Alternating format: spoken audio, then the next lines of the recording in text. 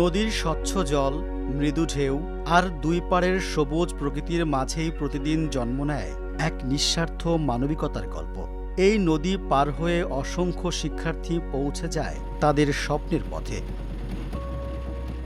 আর সেই পথকে সহজ করে দিচ্ছেন কমলেশ চন্দ্র দাস। পেশায় একজন মাঝি হলেও গ্রামের শিক্ষার্থীদের নির্ভরতার আরেক নাম।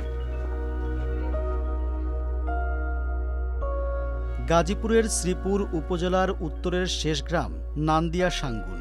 এই গ্রামের পাশ দিয়েই বয়ে গেছে শান্ত সুতিয়া নদী। নদীর ওপারেই ময়মনসিংহের গফরগাঁও উপজেলা।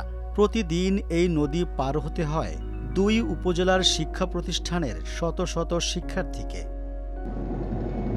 একজন মাঝির কাছে নদী পারাপার জীবিকার মাধ্যম, কিন্তু কমলেশ মাঝির কাছে এটা শিক্ষার্থীদের পাশে দাঁড়ানোর সুযোগ।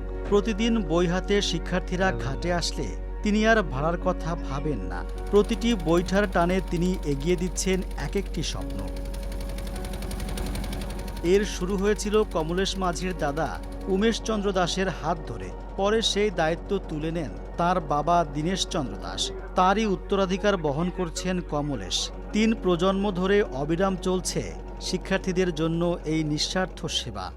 ছাত্রগুলি যে ফ্রি ফায়ার করতেছি, এরা শুধু গেলে আমাদের বাপদাদার আমলে তারা করে আইছে, আমিও তাদের দেখা দিই, আমিও তাদের ফার করতেছি।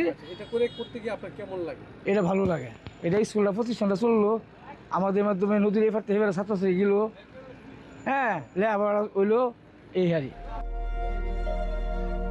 কমলেশ বাস করেন অন্যর জমিতে ছোট্ট একটি ঘরে। সামান্য আয়ই চলে সংসার।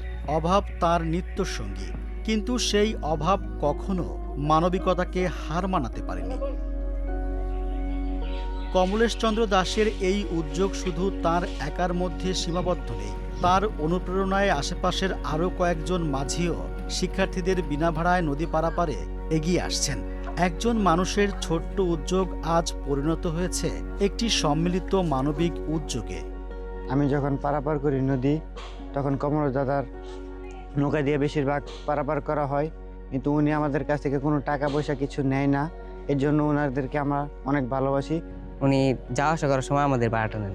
এটা তোমার কেমন লাগে বলো? এটা ভালো লাগে, আলহামদুলিল্লাহ। ছাত্রদের কাছ থেকে কোনো টাকা পয়সা নেয়নি তারা, মনে করেন। আর যার মায়া লাগে 5-10 টাকা দেয়, এইভাবে চলে, মনে করেন। খেওয়াঘাটের যে পারাপার হয় স্টুডেন্টগুলো, ওর জন্য কোনো টাকা পয়সা নেওয়া হয় না। খেওয়াঘাট থেকে কোনো টাকা পয়সা নেওয়া হয় না। এমনি আমরা বছরে কিছু স্কুল থেকে সামান্য কিছু টাকা দিয়ে দিই। কমলেশ মাঝির এই অবদানের স্বীকৃতিও মিলেছে। গাজীপুর জেলা প্রশাসন ভালো কাজের ভালো মানুষ উদ্যোগের আওতায় কমলেশ চন্দ্র দাসের মতো নিভৃতচারী মানুষদের কাজ তুলে ধরছে সবার সামনে। কারণ কমলেশের মতো সাধারণ মানুষের এমন অসাধারণ অবদানও সমাজের অনেক ইতিবাচক পরিবর্তন এনে দেয়।